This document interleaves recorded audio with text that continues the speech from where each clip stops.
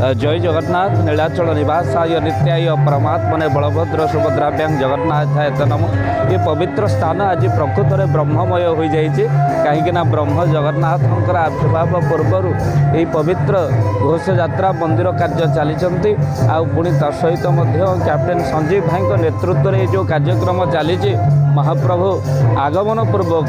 स्वागत करा महाप्रभु तेणु निश्चित भाव में पुराण प्रसिद्ध ये स्थान जगतसिंहपुर माटी आउ जो माटी रे कथा कहुई भाव ना महितले केवल सारला मंडले दिने समय आसब लीला चहटब जो तालदंडा थारे तो निश्चित आगुरी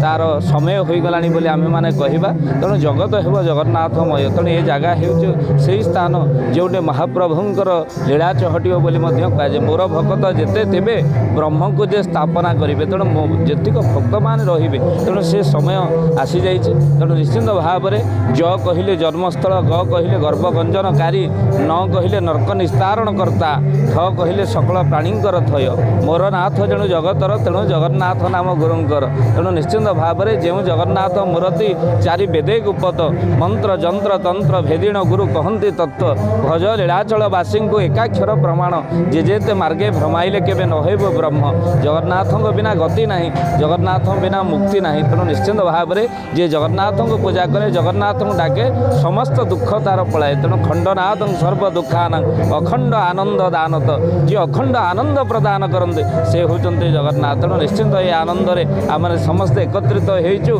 आनंद नापी जय जगन्नाथ। तालदंडा अंचल ब्रह्म जगन्नाथ मिशन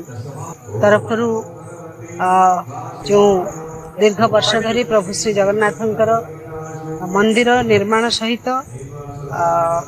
विभिन्न नीतिकांति पालन पूर्वक कार्यक्रम होछि। चलित रथयात्रा अवसर में मते अंचल को आज अष्टमी तिथि आसबार सुजोग मिलता भव्य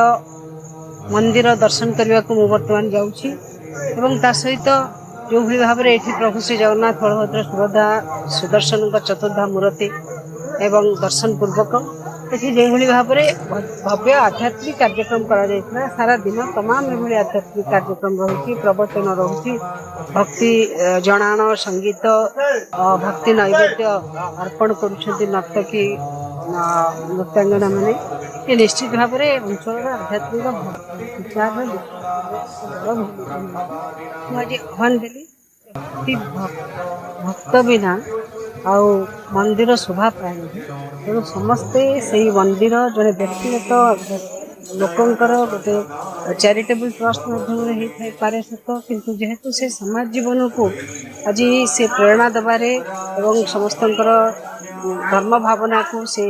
सम्मान देते समस्त से अनुष्ठान सहित जोड़ी रहा और आगामी दिन में अनुष्ठान माध्यम सेवा कार्यक्रम किभली अंचल रही समस्ते तत्पर रहा एक कही मुझे भावुँ निश्चित भाव में जो आध्यात्मिक क्षेत्र जो ज्ञानर पीठ ये जो जगतसिंहपुर अंचल एठिकार लोक मैंने अत्यंत सरल एवं अत्यंत विद्वान तो से निश्चित भाव में जीवन में अनेक किसी देखते इतिहास व्यक्ति होगी रही निश्चित भाव में ये अंचल उन्नति समाज जीवन में उन्नति तालदंडारे आमर ठाकुरबाड़ी ठारे जो ब्रह्म जगन्नाथ मिशन तरफ आयोजित रथयात्रा कार्यक्रम आमर पवित्र श्रीगुंडीचा ठारू आरंभ करी बाहुड़ा पर्यंत एवं सुनावेश पर्यंत जो भली भाव में भव्य आयोजन करा जाउछि एवं महाप्रभु जगन्नाथ संस्कृति बा सनातन धर्म को जो भली भाव में प्रचार प्रसार करा जाउछि ये आम अंचल पई एक बहुत बड़ गर्वर कथा एवं विशेषकर आजिर दिन में जो कार्यक्रम थिला गुरुतीर्थ कार्यक्रम थिला आम अंचल पई केवल गौरव कथा नुह ये समग्र शिक्षक बा गुरु को ये एक सठिक तांकु जो भली भाव में तांकर प्रचेष्टा थाए ये तांकु सठिक संवर्धित करिवार ये एक अवसर एवं महाप्रभु जगन्नाथ बड़ ठाकुर बलभद्र माँ सुभद्रांकर समस्तंक उपरे आशीर्वाद रहू एवं आमे जो स्थान रे छिड़ाई आप देखुवे एक भव्य मंदिर मध्य निर्माण करा जाउची संजीव भाईंकर तत्वावधान एवं ये अंचलर बहु युवबंधु माने ସେଥିରେ ସହଯୋଗ କରୁଛନ୍ତି। ये महाप्रभु जगन्नाथ जो अपूर्व लीला अच्छी ये 8 दिन धरी देखिए